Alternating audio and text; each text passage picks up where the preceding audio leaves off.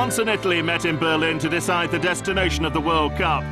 The match would be remembered as an ignominious end to the career of one of the great footballers of our time. There was little warning of what was to come after an incredible start to the final. Malouda winning the French a penalty which Zidane put away with an incredibly cool strike.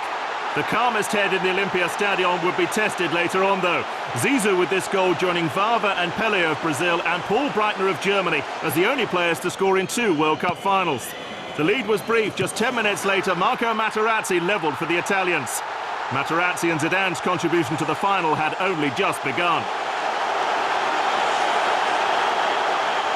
There was nothing to separate the sides in normal time, and for the 5th time the World Cup final would go to extra time. Nothing could prepare the 70,000 in attendance for what would happen next. With action at the other end of the pitch, Zinedine Zidane and Marco Materazzi became embroiled in a scuffle.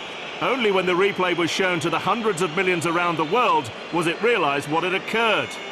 A sad exit for Zidane, his glorious career forever tainted by a real moment of madness.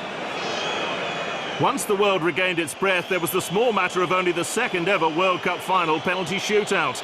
It was a 100% strike rate as David Trezeguet stepped up. The first miss of the shootout, leaving Fabio Grosso the chance to win the famous trophy.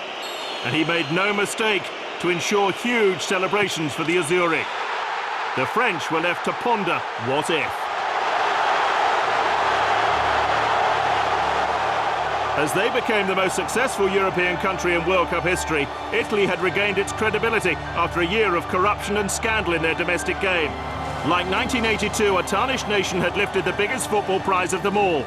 They were not considered to have a chance at the tournament's outset, but few could argue that the Italians deserved their triumph on that balmy Berlin night.